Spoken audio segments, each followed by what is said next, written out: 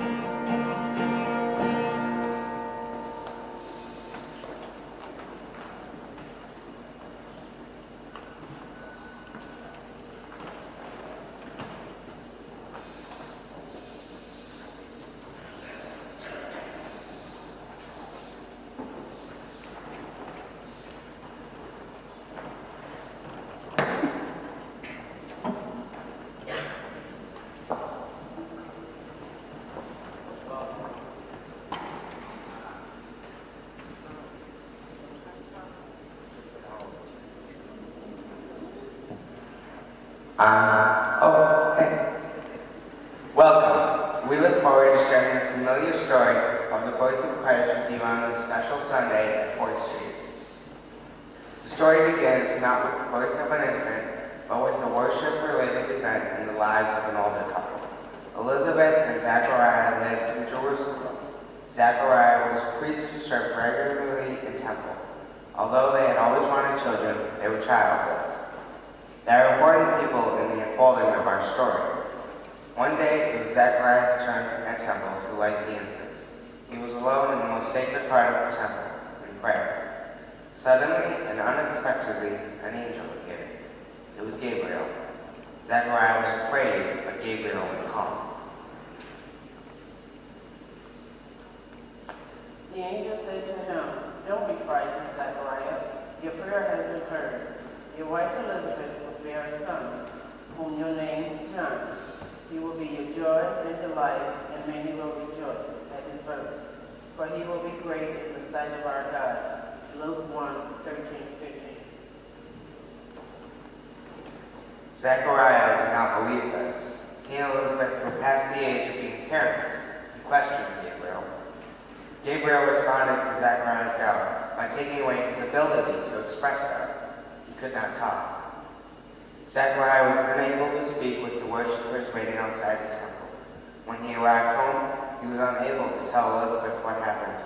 He had to write on a tablet to tell her about Gabriel and the miraculous news.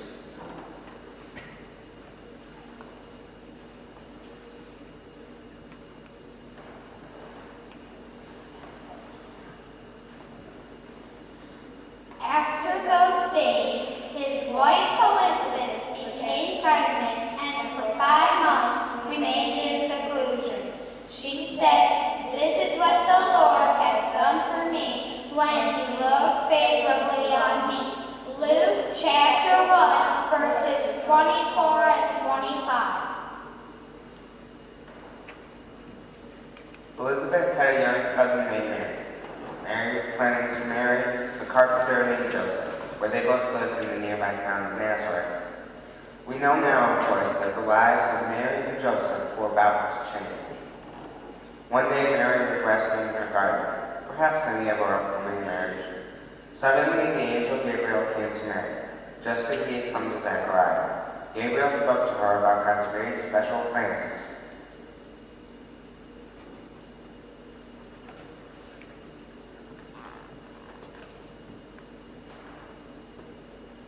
"You will be with child and give birth to a son. You are to give him the name Jesus. He will be great and will be called the Son of the Most High. The Lord God will give him the throne of his father David, and he will reign over the house of Jacob forever. His kingdom will never end." Luke 1, verses 31 and 32. Mary must have been stunned by this incredible news that would completely change our world and her life. However, she had asked just one question.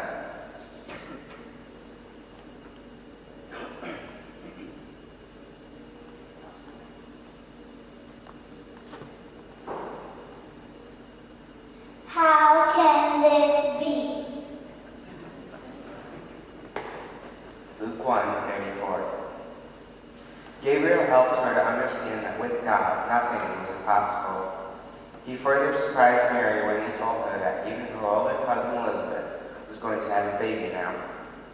Mary realized that Elizabeth, too, would deliver a most unexpected baby. The lives of Elizabeth and Zechariah were being changed in incredible ways, too.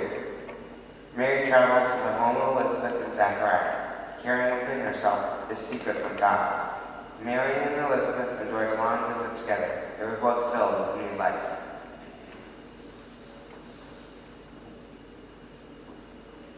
Please turn to hymn number 44, O Little Town of Bethlehem, and join us in singing the first two verses.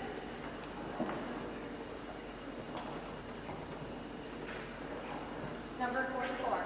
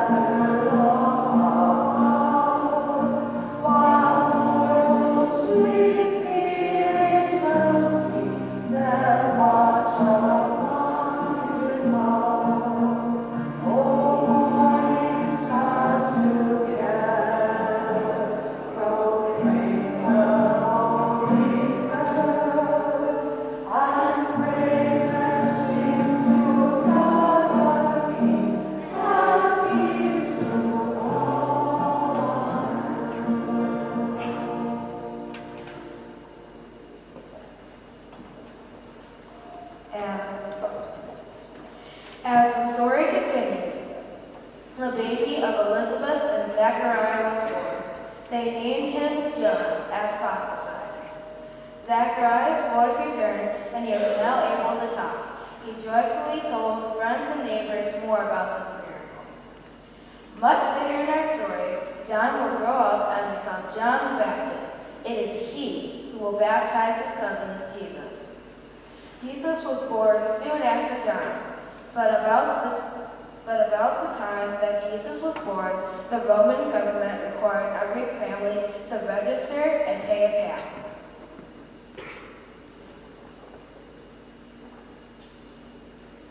In those days, a decree went out from Emperor Augustus that all the world should be registered.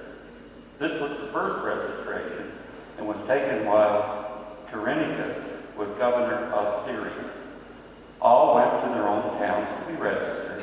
Joseph also went from the town of Nazareth in Galilee to Judea, to the city of David called Bethlehem, because he was descended from the house and family of David. He went to be registered with Mary, to whom he was engaged and who was expecting a child. Luke 2, verses 1 through 5. In order to register and pay the tax, each family had to return to the town where they had first lived. Mary was now in the last stages of pregnancy, and travel of any distance would be difficult. However, she and Joseph, along with many others who were originally from Bethlehem, soon began the long 70-mile walk from Nazareth to Bethlehem. Because she was pregnant, she rode on a donkey, and Joseph led her. Their journey took several days on bumpy and dusty roads. They were both exhausted. Joseph was concerned about Mary. As they got closer to Bethlehem, crowds of tired, hungry, and thirsty travelers from many cities across Palestine were also entering Bethlehem. Many others had arrived before Mary and Jesus. There were caravans and tents all along the way, some setting up camp. There were vendors calling out their wares on every road. However, Joseph was just looking for an inn. He knew that Mary was exhausted. He began asking all along the way, sometimes yelling over the din of many irritable travelers, shouting vendors, and confused animals. He determinedly asked for overnight lodging, explaining about Mary, but was turned away each time.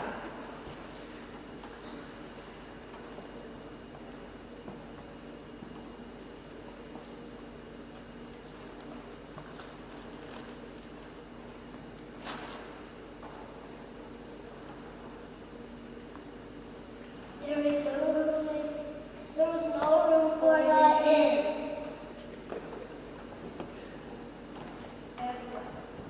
At last, to Joseph's great relief, a kind person suggested that, although their rooms had long been filled by other travelers, Mary and he were welcome. They could rest and stay warm during the approaching cold night in the stable with the animals. Mary and Joseph were very grateful and must have been quick to settle in, even amongst the cows, camels, and sheep. Their inn offered the scent of hay and animals, as well as the early night sounds of animals preparing to sleep. Although the stable and these circumstances were unfamiliar to Mary and Joseph, they must have slept deeply after their exhausting journey. Throughout Bethlehem, the campfires of travelers were put out and their children were covered for sleep. Stillness had come. At last, there was rest. But suddenly, Mary was alert with the coming of her baby.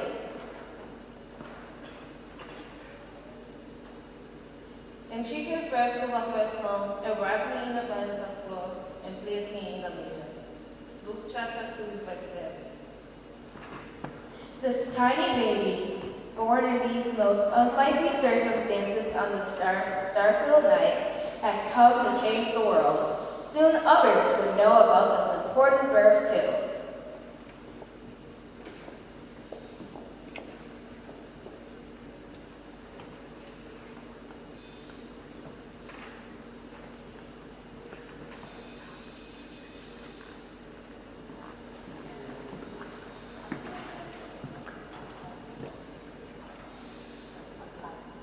Actually, we're going to be singing number 25. The hymn tune that's number 25.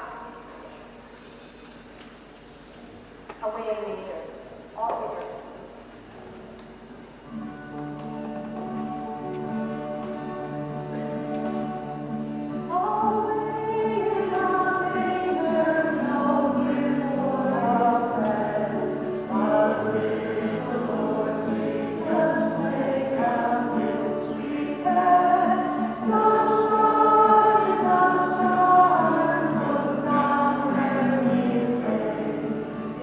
Hallelujah.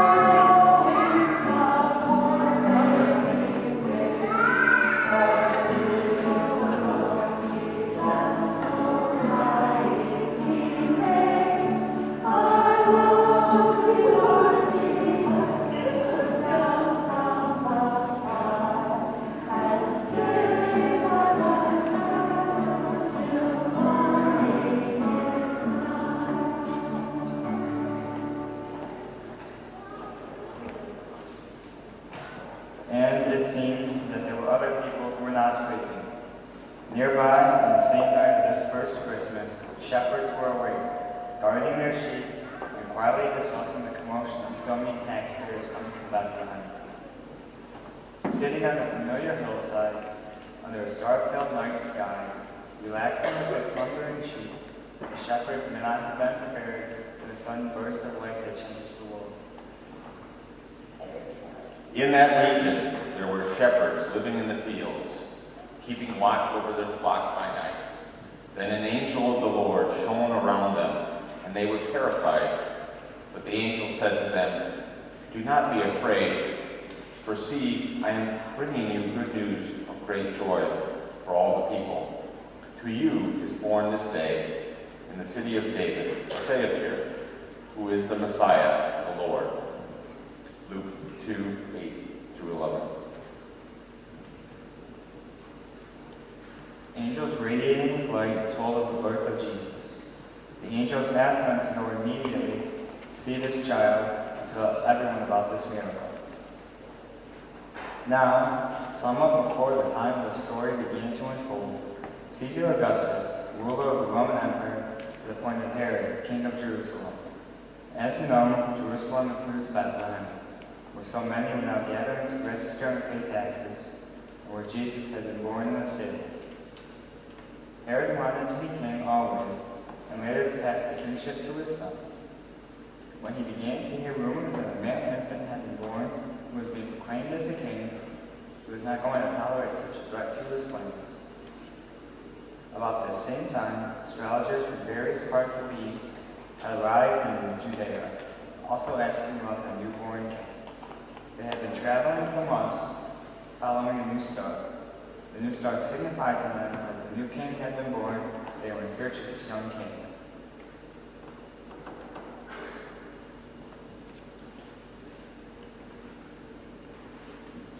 Wise men from the east came from Jerusalem asking, "Where is this child who was born King of the Jews?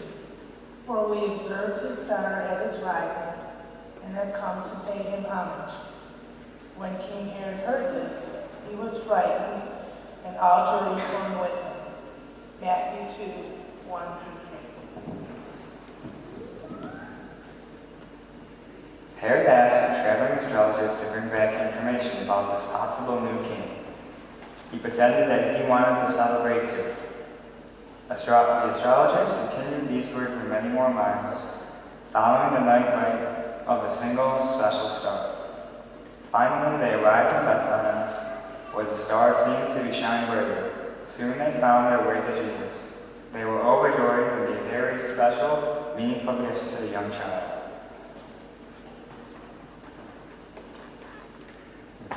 On coming to the house, they found a child with his mother Mary, and they bowed down and worshipped him. Then they opened their treasures and presented him with gifts of gold and incense of myrrh. Matthew 2:11.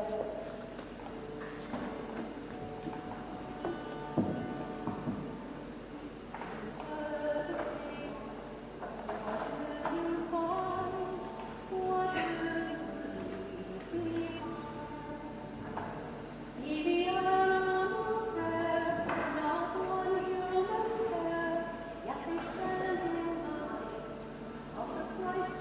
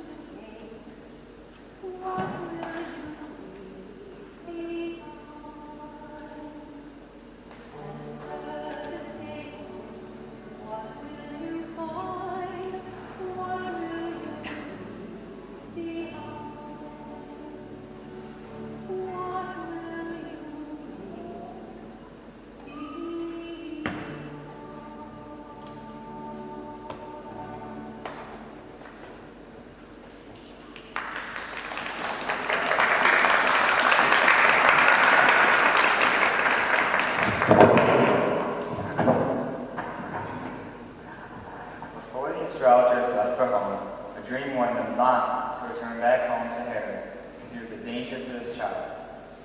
They took a different route home. About the same time, Joseph too had a dream, in which he was told to protect Jesus from Herod. Joseph, Mary, and Jesus quickly left for Egypt. Much later, in the same story of Jesus, Joseph will have another dream, in which he will be told to return at last to their home in Nazareth. Jesus will grow up, working and studying in Nazareth, until his ministry begins.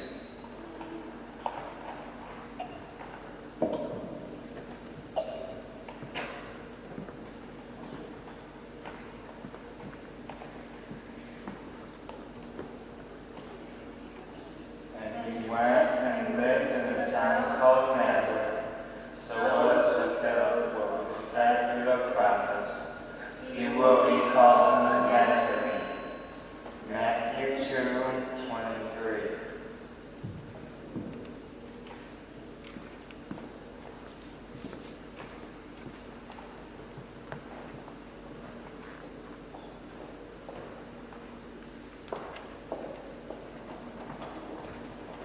She just had asked us to introduce a new song that the children know.